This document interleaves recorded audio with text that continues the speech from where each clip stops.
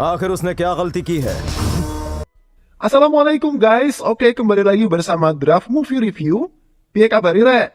Terima kasih buat para penonton setia Draft Movie dimanapun kalian berada. Semoga kalian semua selalu sehat ya.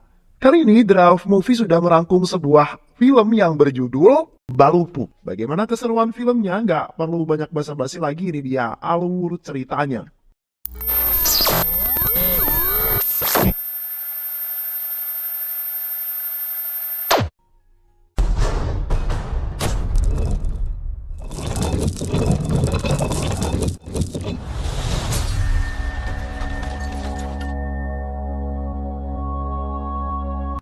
Seorang artis wanita bernama Laksmi sedang diganggu oleh sekelompok preman yang dipimpin oleh Rohit.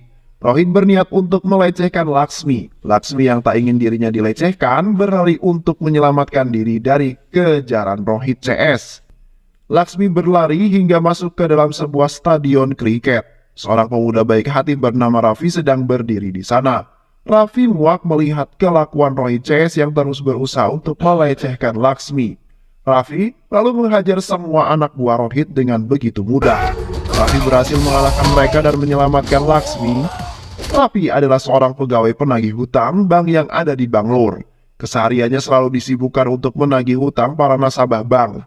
Raffi tinggal berdua bersama sang ayah yang bernama Mohan Roa.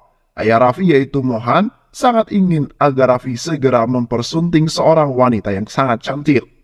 Namun Raffi belum bisa memenuhi permintaan sang ayah tersebut. Suatu hari Raffi mendapat kabar tentang Sinu, temannya yang sedang dirawat karena gagal bunuh diri.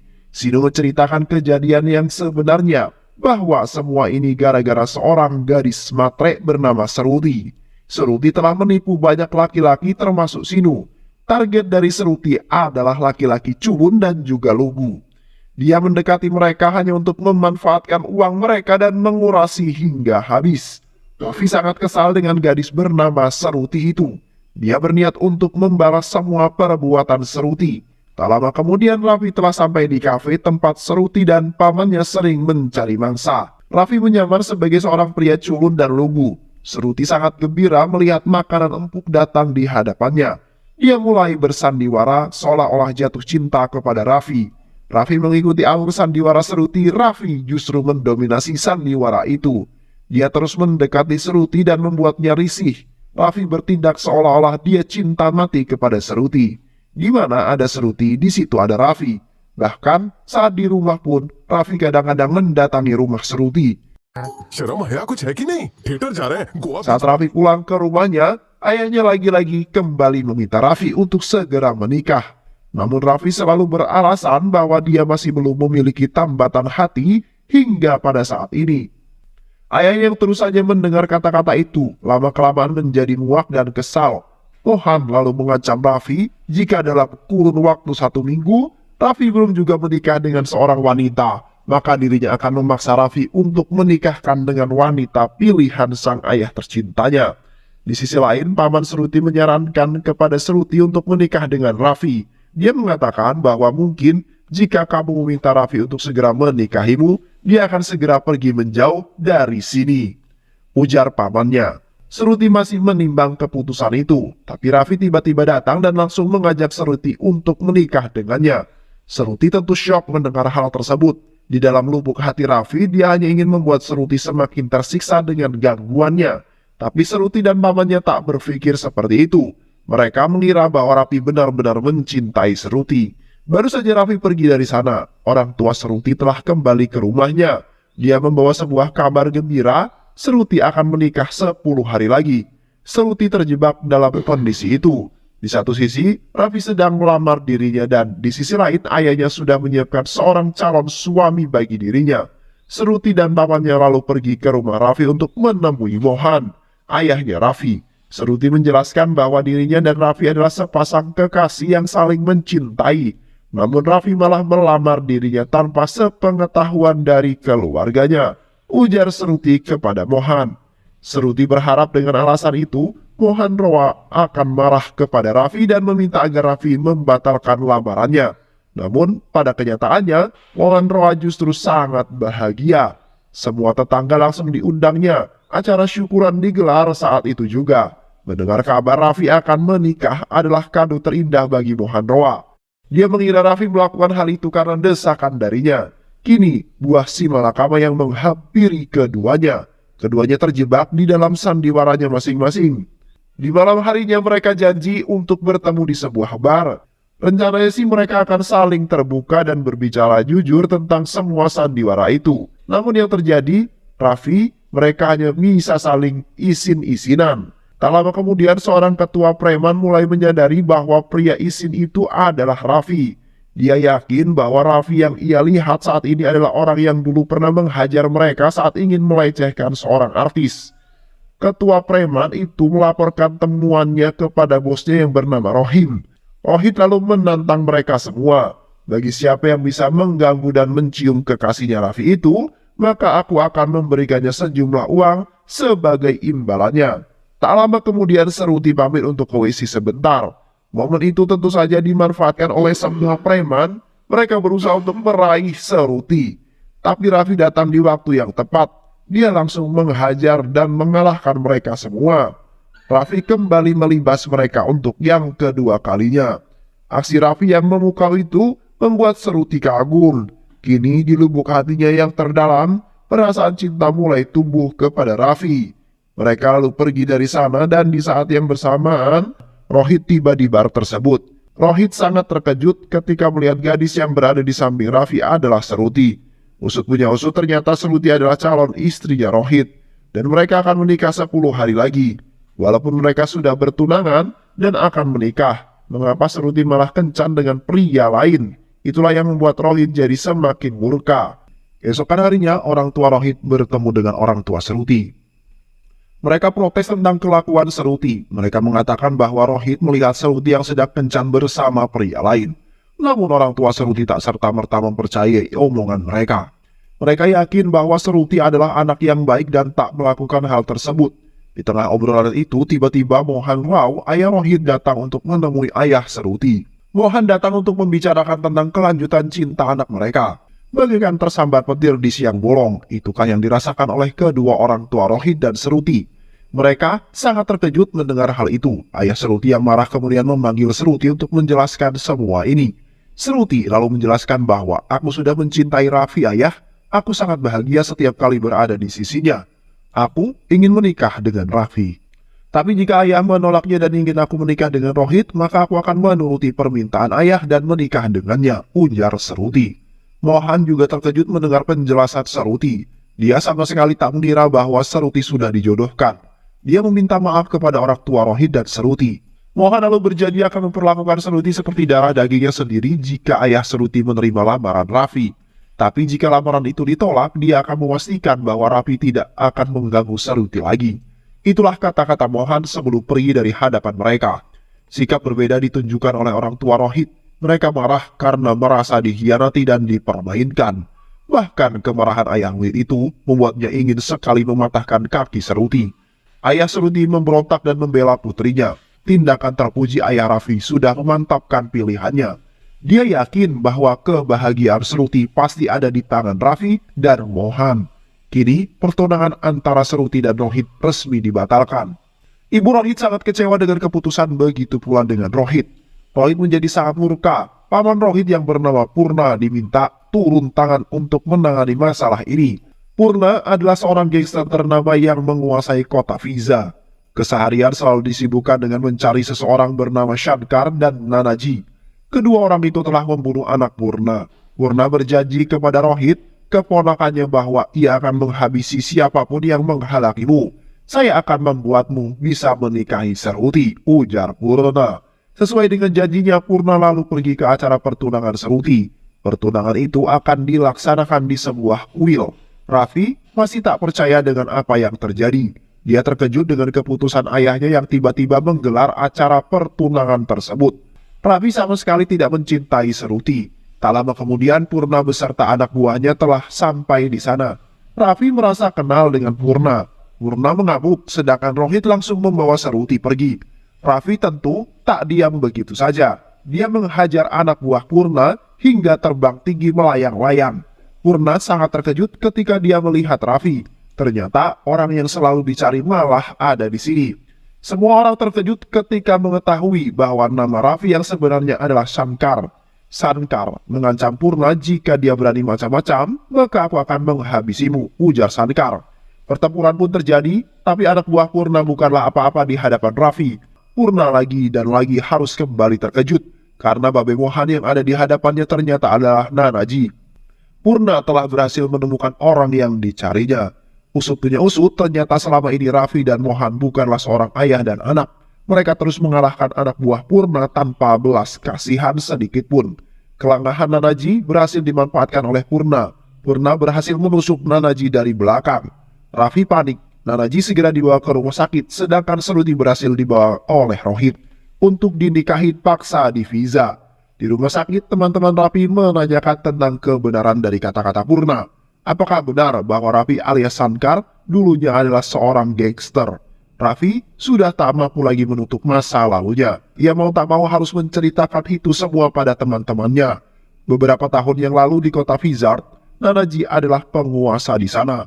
Semua sektor berada di genggaman tangan Nanaji.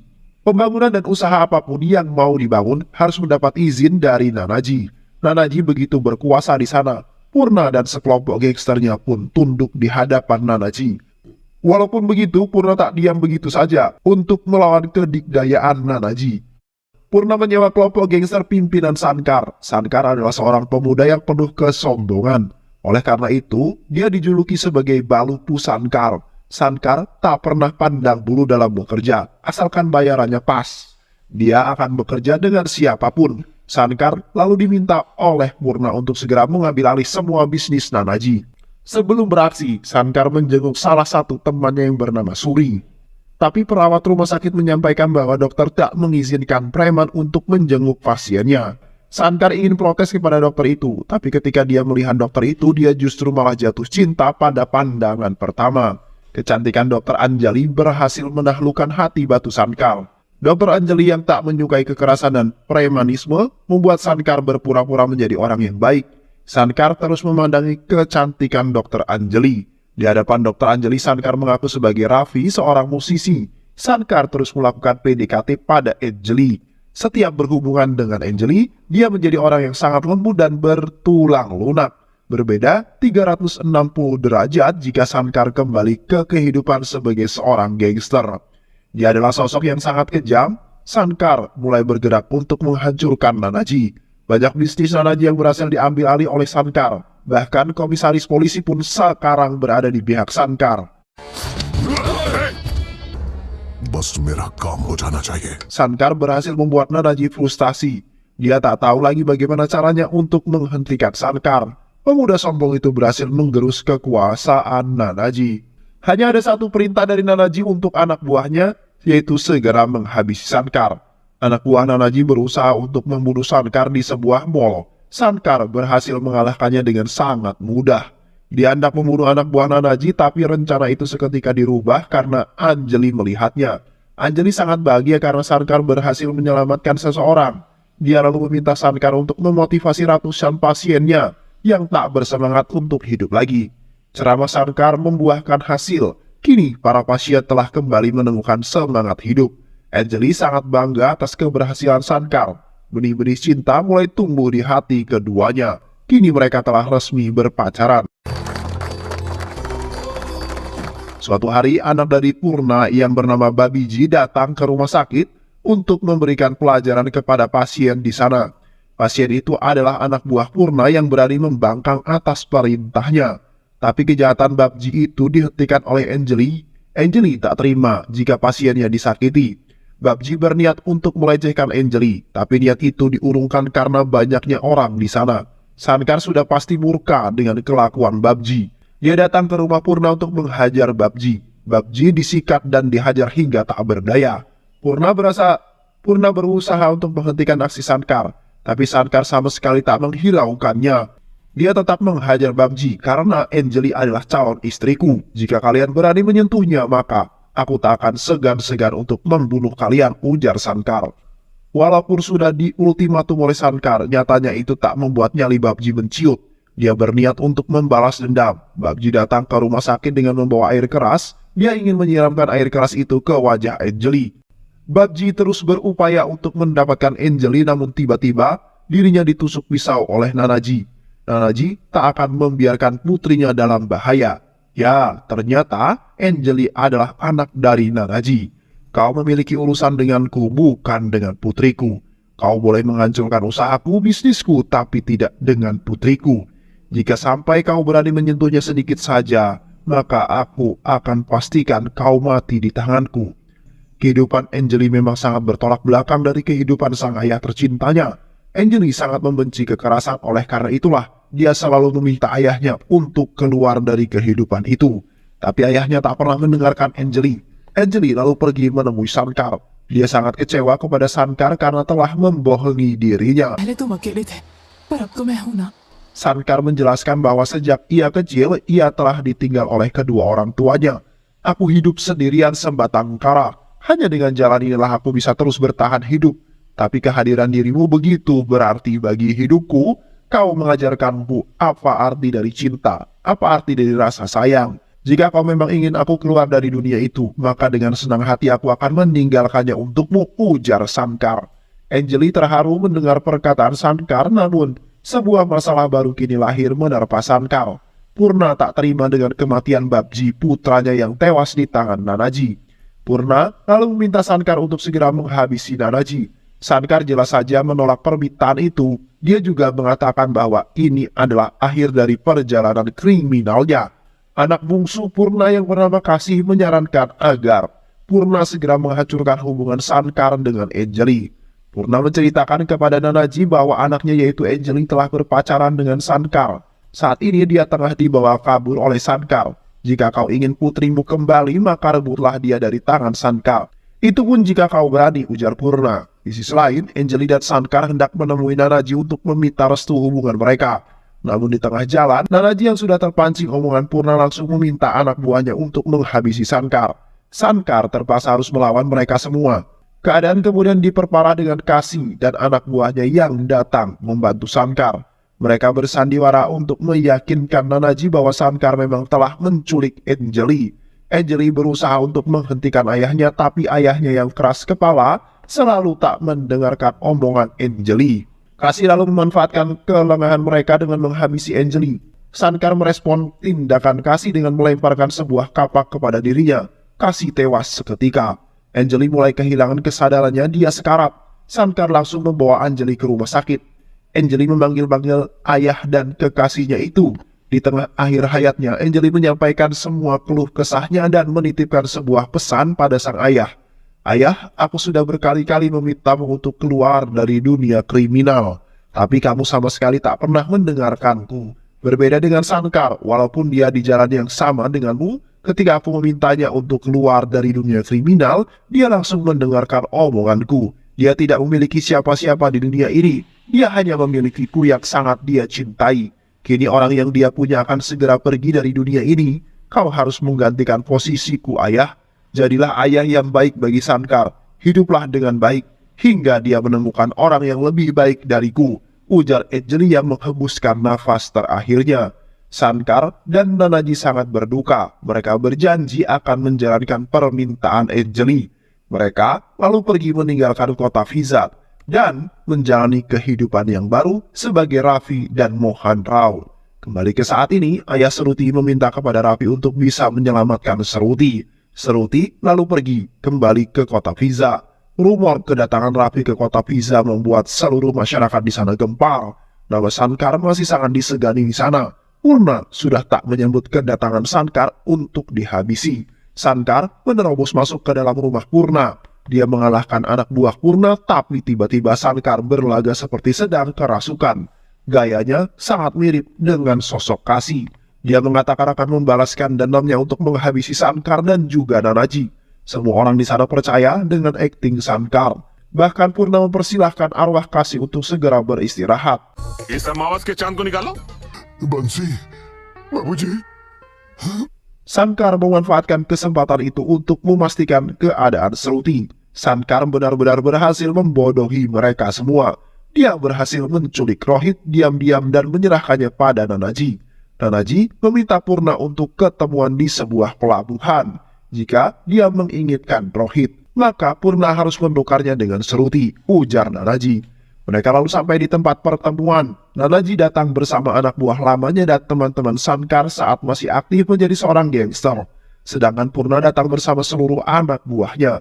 Pertukaran sandera pun dimulai. Sankar yang masih berpura-pura kerasukan arwah kasih membawa Seruti berjalan ke sisi Nanaji. Sankar dan juga Seruti sudah berada di sisi Nanaji, begitu pula dengan Rohit yang sudah berada di sisi Purna.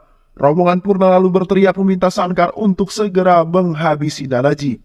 Namun bukannya membunuh Nanaji, Sankar justru malah menari. Dia mengolok-olok Purna CS karena telah dibohongi. Tiba-tiba semua mobil yang ada di belakang Sankar meledak. Kini giliran pihak Purna CS yang menari mengolok-olok Sankar. Kau pikir aku percaya dengan semua kebohongan itu, ha? Ujar Purna. Ternyata Purna telah mengetahui sandiwara itu sejak awal, tapi dia sengaja membiarkannya untuk memancing kehadiran Nanaji. Kini Purna tak perlu repot-repot untuk mencari keberadaan Nanaji. Dia hanya perlu menghabisi mereka semua di Fiza. Jiwa gangster yang ada di dalam diri Sankar kembali bangkit.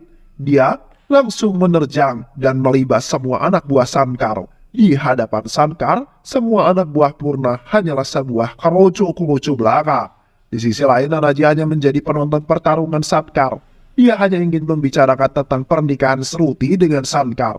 Purna tak mampu mengimbangi keberingasan Sankar. Sankar membuat Purna terlihat seperti pecundang.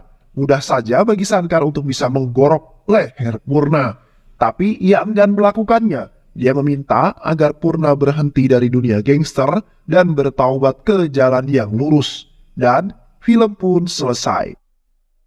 Dunia ini dipenuhi dengan orang-orang yang baik. Jika kamu tidak dapat menemukannya, jadilah salah satu dari orang baik tersebut agar dunia ini tidak akan pernah kehabisan orang baik.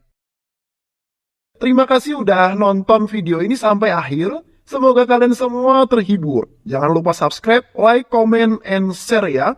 Pisang habis dimakan kunti. Kunti dilepas banyak maunya. Salam undur diri dari Draft Movie. Dan terima kasih buat penonton semuanya. Draft Movie pamit. Sehat selalu. Wassalamualaikum warahmatullahi wabarakatuh.